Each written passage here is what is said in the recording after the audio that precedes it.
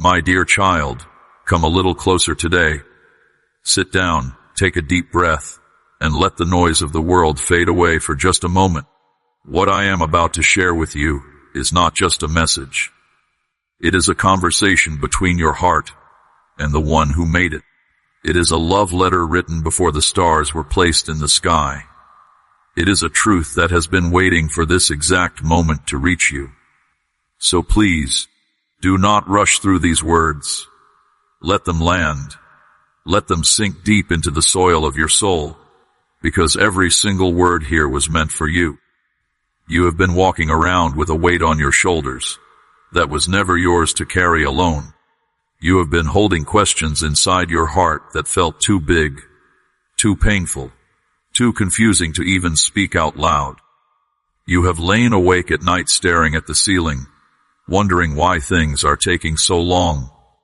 You have looked at your life and whispered to yourself, "Is this really it? Is this all there is for me?" And in those quiet, honest moments when no one else was watching, you have wondered if God truly sees you, if He truly knows your name, if He truly cares about the details of your one small life in this enormous world. And here is what I want you to know before anything else. Yes, He sees you. He knows your name. He knows the number of hairs on your head, the dreams buried in your heart, the tears you cried in the shower so nobody would hear, and the prayers you said so softly you were not even sure they qualified as prayers. He heard every single one, and not one of them was lost. Now let me tell you something about waiting, because most of us have gotten it completely wrong. We think waiting means nothing is happening. We think silence from heaven means heaven has gone quiet.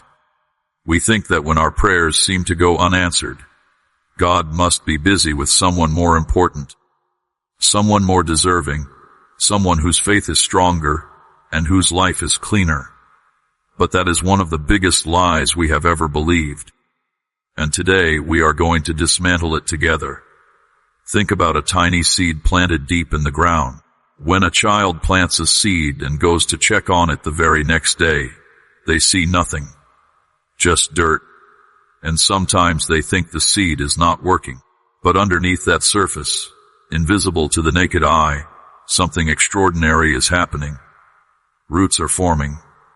Life is pressing through hardened ground. The seed is becoming something it could never be if it just sat on top of the soil in plain sight. God's work in your life is exactly like that seed. Just because you cannot see it does not mean it is not happening. It is happening right now, even as you read these words. When God delays, He is not distracted. He is not changing His mind. He is not punishing you. He is preparing you. He is doing something underground in your character, in your capacity, in your spirit. That must happen before the visible breakthrough can come. Because if the breakthrough came before the preparation was complete, you would not be able to hold it. You would not be able to carry the weight of what He wants to give you. And because He loves you too much to let you collapse under the blessing, He builds you first. Think of it this way. If you gave a tiny child a giant backpack full of heavy books, they would fall over. Not because the books are bad, but because the child is not yet strong enough. God is not withholding the books from you. He is building your back so that when the backpack comes, you walk upright and not broken. That is not cruelty. That is the most thoughtful kind of love. Every video on this channel is created with love, faith, and dedication to sharing God's Word. If these messages inspire and encourage you, you can support our mission through the Ko-Fi or PayPal links in the description and pinned comment. Thank you for being part of this journey. Now I want to talk to you about something that might make you a little uncomfortable. And I want you to stay with me, because I am saying it with nothing but love. You have been waiting, but there is a difference between holy waiting and spiritual hiding. Holy waiting is active. It is a season of preparation where you are growing, learning, being shaped, remaining open to God's voice, even when you cannot see what He is doing. Spiritual hiding is different. It looks like waiting on the outside, but on the inside it is actually fear wearing the costume of patience. It is standing at the edge of the water and telling yourself you are waiting for the right moment, when the truth is you are afraid to get wet. And God, in His gentleness, is saying to you today, my beloved, I know the difference. And I am not angry. I understand. The things that hurt you before made you cautious. The times you stepped out and felt like you fell made you hesitant. The prayers that seemed to go unanswered made you quietly wonder if it was worth the risk to believe again. I understand all of that, but I need you to hear me clearly. Caution is not the same thing as wisdom when it keeps you from the life I designed for you. If you are enjoying this message, and I believe something in your spirit is being stirred right now, please take a moment to subscribe to this channel so you never miss a word that could change your life. There are more messages like this one waiting for you, and they are all for you. Now let us talk about something beautiful. Let us talk about what is waiting for you on the other side of your yes. Because I need you to understand that what God has prepared for you is not small. It is not a consolation prize. It is not a leftover plan because you took too long. The thing about God that makes Him unlike any other is that He does not give up on His plans for you just because time has passed. His promises do not expire. His calling over your life does not get canceled because the season got long. In fact, if anything, the length of your waiting is often a sign of the depth of what He is preparing. The longer the winter, the more the roots have had to go deep. The longer the night, the more magnificent the sunrise. And child, I want you to know that the sunrise is coming for you. It is already on its way. The sky is beginning to change even now. But here is what I need to ask you. Are you living like someone who believes the sunrise is coming? Or are you living like someone who has decided the night is permanent? Because the way you live in this season matters enormously. The posture of your heart right now is shaping everything that comes next. You see, there is a painful contradiction that so many people live in, and maybe you recognize yourself in this. They pray for overflow, but live like they are always about to run out. They declare abundance, but budget their faith like there is barely enough. They say they trust God, but every decision they make is driven by the fear that He might not come through. And that contradiction is not just an inconvenience. It is actually a barrier. You cannot fully receive what you are afraid to believe you deserve. God does not want you living in survival mode anymore. Survival mode is for seasons of crisis, and even then, it is meant to be temporary. But some of us have been in survival mode for so long that we have started to think it is just who we are. We have built our entire identity around managing, coping, getting by, not drowning. And then we wonder why overflow never seems to arrive. Overflow does not flow into containers built for scarcity. And so God says to you today, I need you to expand. I need you to think bigger. I need you to let your heart open wider than your wounds have allowed it to. I need you to start believing, not just saying, but genuinely believing that I am able to do far more than you have dared to ask for. Now let me speak to the part of you that is exhausted, the part of you that has been fighting for so long, the part of you that is tired of hoping, tired of believing, tired of trying, tired of getting back up only to feel knocked down again. I see you, and I want you to know that exhaustion is not failure. Tiredness is not faithlessness. Being worn out after a long season of warfare is not a sign that you are not spiritual enough. It is a sign that you have been in a real battle for a real purpose against a real enemy who knows that what God has put inside of you is dangerous to His kingdom. The enemy does not waste energy attacking people who pose no threat. He does not bother trying to exhaust people who have nothing of value. The fact that you have been under such pressure, the fact that the road has been this hard, the fact that the warfare has been this intense, is actually a testimony to what you carry. You are not being attacked because you are weak. You are being attacked because you are powerful, and the enemy knows it even when you have forgotten it. So today, take a breath. Not the shallow breath of someone barely holding on. Take a deep, full, intentional breath of someone who is still here. Someone who has made it through every hard thing so far, with a 100% survival rate. You have not been defeated yet, and you will not be. Because greater is he who is in you than he who is in the world. Now I want to talk to you about something incredibly important, and it is this. The move you have been afraid to make. The step you have been standing at the edge of. The yes you have been holding back, because you are not sure you are ready. Because you are waiting for the fear to go away first. Because you are hoping for a sign that is so clear and so obvious that there is absolutely no risk involved. Here is a truth that will set you free if you let it in. Faith was never designed to be safe. If it were safe, it would not be faith. It would just be a very smart decision based on all available evidence. Faith by its very nature requires you to move before you can see the full picture. It requires you to take a step before the whole staircase appears. It requires you to say yes before you know everything that yes is going to cost you or give you.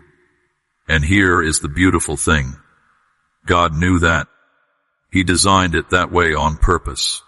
Not because he likes to make things hard for you, but because the walk of faith is the place where your relationship with him deepens. It is where you discover who he really is. It is where you find out that he is actually faithful, not just in theory, not just in other people's testimonies, but in your own story, in your own life, in your own moment of stepping out and finding that the ground holds you. You do not learn to trust someone by only engaging with them when the stakes are low. You learn to trust someone by going through something hard with them and discovering that they did not abandon you. God wants that kind of trust with you. The kind that was forged in the fire, not the kind that was simply inherited as a nice idea. And so he is calling you forward, not because he wants to scare you, but because he wants to walk through this with you. He is not sending you ahead and watching from a distance to see how you do. He is saying, "Come, walk with me. I am already there. I have already gone ahead and prepared the way. All you have to do is move." If you have been blessed by what you are hearing today, share this message with someone you love. There is someone in your circle right now who needs these exact words. Be the one who gets it to them. And while you are at it, subscribe to this channel so you can be the first to receive every new message that drops. Now let us talk about closed doors. Because I know that one of the things that has wounded you most deeply is a door that slammed shut when you were certain it was going to open. You had prayed. You had believed. You had prepared. You had imagined your future on the other side of that door, and then it closed. Suddenly, painfully, without explanation. And the silence of that closed door was almost louder than anything else in your life. And in that silence, the enemy came in with his lies. He said, "God does not care about you." He said, "You prayed wrong." He said, "Your faith was not strong enough." He said, "Maybe you were never meant for anything good." And because the pain was so raw and the confusion was so deep, some of those lies found a place to land. But today I am here to tell you the truth about that closed door. God closed it. Not in anger. Not in disappointment. Not because you are not enough. He closed it because he could see what was behind it, and you could not. He closed it because on the other side of that door was something that would have cost you more than you know. It would have taken your peace. It would have compromised your purpose. It would have tied you to things and people that were designed for another season of your life, not this one. And because God loves you with a love that is not sentimental but strategic, with a love that not only feels good, but actually protects your future, he said no. He said not that. He said not now. And it felt like rejection, but it was actually the most protective thing he could have done for you. Think about a loving parent whose child wants to run into traffic to chase a beautiful butterfly. The parent grabs the child, holds them back, and the child cries because they could not get the butterfly. But the parent is not being cruel. The parent saw the truck coming that the child could not see, and God is that parent. He sees the trucks you cannot see, and every door he has closed, every opportunity that fell through, every relationship that ended, every plan that collapsed, was his hand pulling you back from something that would have hurt you in ways you did not have the eyes to see yet. So I want to ask you to do something that is not easy. I want to ask you to thank him for the closed doors. I know that might feel strange. I know it might even feel impossible right now. But when you can genuinely say, God, I trust you even in what I do not understand, something shifts inside of you. Something opens up that fear and bitterness had been keeping shut. And when that happens, you begin to see the new doors. The ones that have been there all along. The ones he has been preparing specifically for the version of you that this season has been building. Because here is what I need you to understand. The closed doors were not the end of your story. They were the turning of a page.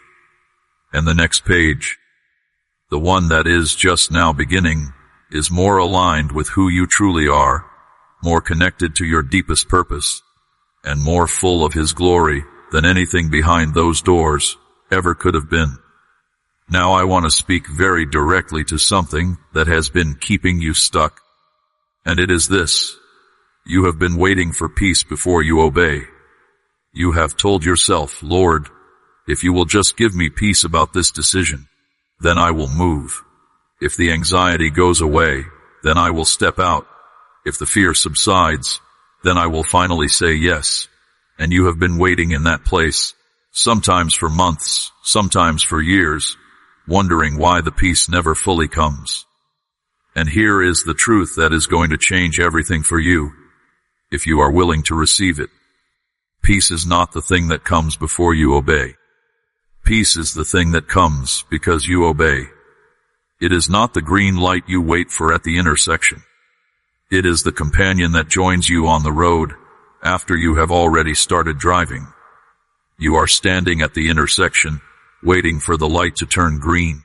But the light cannot turn green until you put the car in drive. That is how God has designed it. He does not give peace as a reward for sitting still. He gives peace as the fruit of stepping forward in trust. And so the anxiety you feel, the uncertainty, the questions that will not fully quiet, they are not signs that you are going the wrong direction. They are signs that you are human, standing at the edge of something that requires more than human courage.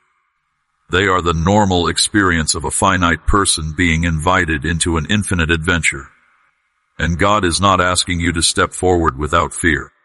He is asking you to step forward with it, to carry the fear in one hand and his promise in the other and walk forward anyway. That is faith. That is the real thing. Not the cleaned up, comfortable, everything makes sense version of faith, but the raw, trembling, this does not make sense, but I trust you version that moves mountains and opens seas and raises the dead. We are committed to spreading hope, faith, and the message of Jesus Christ to people around the world. If you would like to help us continue this work, please visit our Ko-Fi or PayPal links below. Your kindness means more than words can express. Now let us talk about something that the enemy has been using against you with great effectiveness. And it is called tomorrow.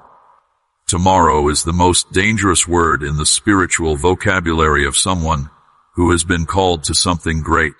Because tomorrow is where great callings go to die quietly, not dramatically, not in one decisive moment of rejection, but slowly, one tomorrow at a time, one not yet at a time, one I will do it when I feel ready at a time. And the enemy is patient with this strategy. He does not need you to say no. He just needs you to keep saying not yet. He just needs you to keep finding one more reason why today is not quite the right time. Because if he can keep you moving the goalpost one more day into the future, he can keep you from the impact you were designed to have for the rest of your life. God is the God of today. His name is I am, not I will be eventually. His power is not a future resource waiting in a bank account you will access someday. It is alive, active, and available right now in this moment. And he is calling you to engage with it right now, not after the next confirmation, not after the fear leaves, not after you feel more qualified, not tomorrow. Today, there are people whose lives are waiting for your obedience. There are prayers being prayed right now by people you have not even met yet. And the answer to those prayers is connected to the step you keep putting off. Your delay is not just affecting you. It is touching the lives of everyone who was meant to be touched through you. The gift you are withholding from the world is not just yours. It belongs to the people who need it, and they are waiting.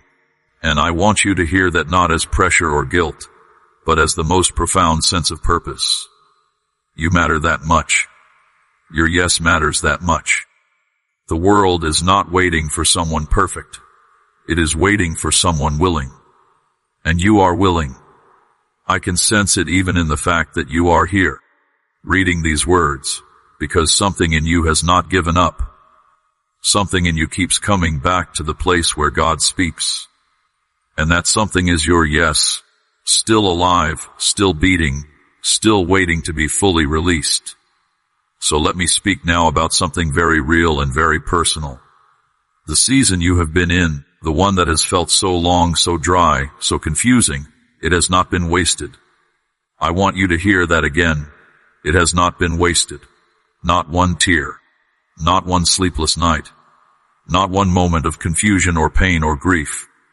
It has all been material. It has all been going into something. God is the master of making beauty from ashes. And he is not just going to make something beautiful from your pain. He is going to make something powerful from it.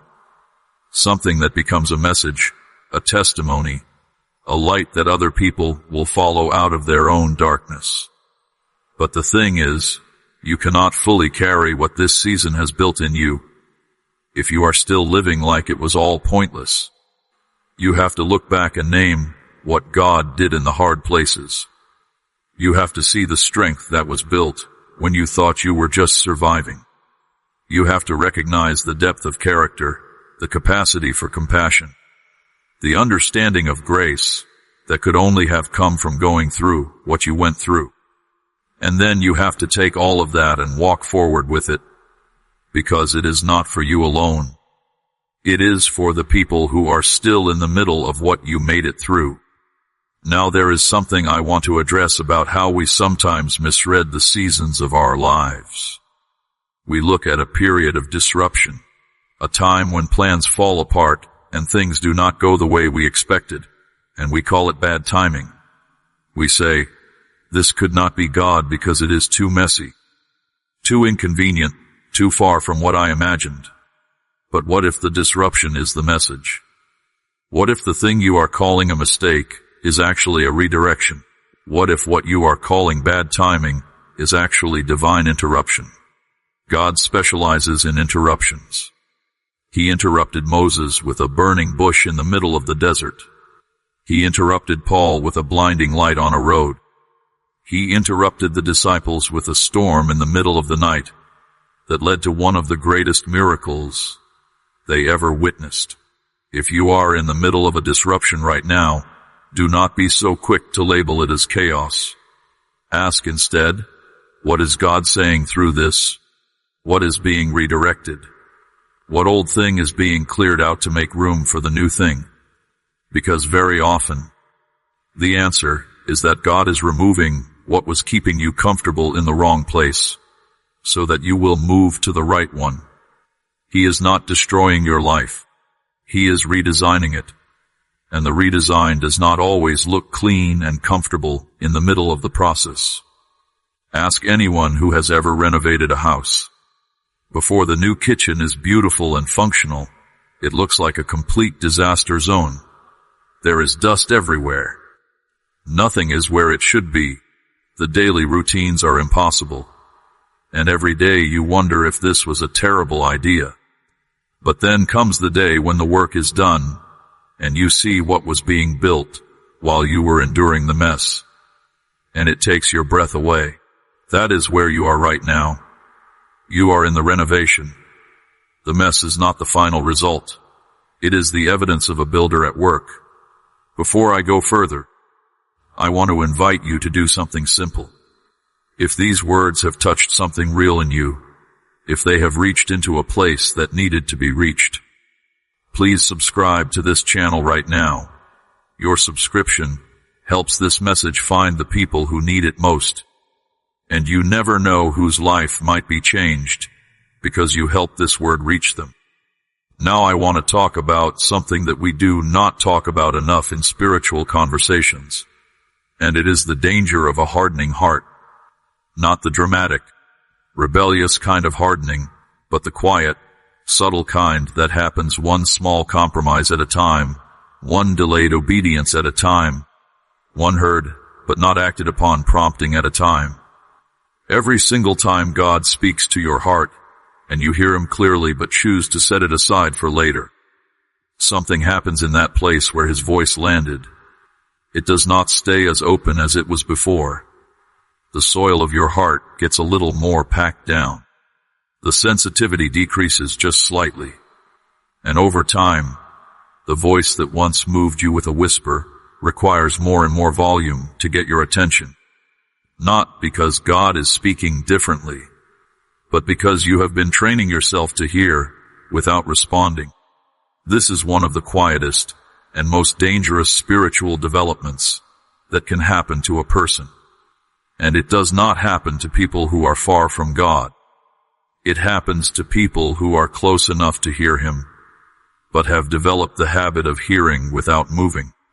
And the saddest part is that it happens so gradually that you might not even notice until one day you realize that something that used to bring you to tears, some encounter with his presence, some moment of conviction, now barely moves you at all.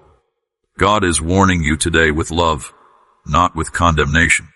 Keep your heart soft. Keep it responsive. Treat every prompting from his spirit like the precious thing it is, because a heart that stays open to him, that says yes quickly, and without negotiation, is a heart that grows in depth and power and intimacy with the one who made it. And that is the most beautiful thing a human heart can become. Now I want to paint a picture for you. Imagine you are standing at the edge of a river. It is a wide, rushing, beautiful river, and it is flowing with purpose and with power. You have been standing on the bank for a long time watching it go by. You have read books about rivers. You have talked to people who have been in the river. You have even sung songs about the river. But you have not gotten in. And here is what happens when you stand on the bank of a river long enough. Gradually, the bank starts to feel normal. You stop noticing the rushing sound. You stop feeling the mist on your face. The energy and beauty that once seemed so captivating starts to become part of the background. It does not disappear. It is still there. But you have adapted to life beside it rather than life in it. That is what happens when we engage with God's presence and his calling only intellectually, only from the side. We become observers of a life we were meant to live. We become students of an adventure we were meant to go on. And all the while the river moves. The river does not stop because we have not gotten in. The river does not slow down and wait for us to feel ready. The river flows on, full of power, full of purpose, full of the presence of God. And the invitation is the same today as it has always been. Get in. The river is real. The current is strong. And it will carry you in ways that standing on the bank never could.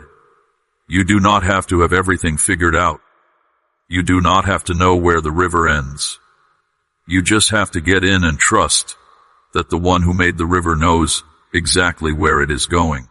This ministry exists to bring encouragement, prayer, and God's truth to every heart that needs it. You can stand with us through the Ko-Fi or PayPal links in the description and pinned comment. May God bless you abundantly for your love and support. Now let us talk about what God has put inside of you. Because I think one of the greatest tragedies of our time is how many people are walking around with extraordinary gifts buried under ordinary lives. Not because they are lazy, not because they do not care, but because they have believed the lie that they are not really that gifted, that what they have to offer is not that significant, that the world already has enough of whatever it is they bring. But I want you to look at this differently for a moment. The gifts God placed in you were not selected randomly from some general inventory. They were specifically and intentionally designed to meet needs that exist in the world right now. The compassion you carry, the way you can look at a person and sense what they are really going through without them saying a word. Somebody needs that today. The ability you have to explain complex things in simple terms, to take what is confusing and make it clear. There is a classroom, a family, a community somewhere that is waiting for that. The creative way your mind works, the solutions you see that other people miss, the beauty you bring into ordinary spaces. These are not small things. These are answers to prayers that are being prayed right now by people you have not met yet. Your gift is someone else's miracle waiting to happen. And when you withhold it, when you keep it buried out of fear or self-doubt, or the belief that you are not ready yet, you are not just missing out. Someone else is missing out too. And that is worth sitting with for a moment. God did not put gifts in you for your personal enjoyment or your private comfort. He put them in you as tools for the work of the kingdom. And tools are meant to be used. A hammer that sits perfectly clean in a toolbox is not a good hammer. A good hammer is one that has been picked up and used to build something. And you were made to build something. Something real, something lasting. Something that will still be standing long after you are gone. Now I want to speak to the question that many of you carry, but rarely say out loud. God, are you still speaking? Because there have been seasons where the silence felt so thick, so complete, that you wondered whether the channel between heaven and earth had somehow closed. You prayed and heard nothing. You waited and felt nothing. You reached out and touched what felt like air. And in that silence, you began to quietly grieve a closeness you once knew and could no longer seem to find. And to that I want to say something very carefully and very clearly. God never stopped speaking. The silence you experienced was never empty. It was always full. But full of something different than what you were expecting to hear. Because sometimes God speaks in thunder, and sometimes he speaks in a sound so small and still that if you are not listening with your whole being, you will miss it entirely. He was speaking through the door that did not open. He was speaking through the restlessness that would not let you settle. He was speaking through the unexpected kindness of a stranger at exactly the moment you needed it.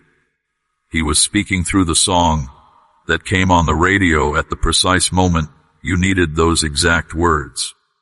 He was speaking through the dream you woke up from and could not shake. He was speaking through the passage in the Bible that seemed to jump off the page and speak directly to the question you had not even voiced yet. His voice did not go away.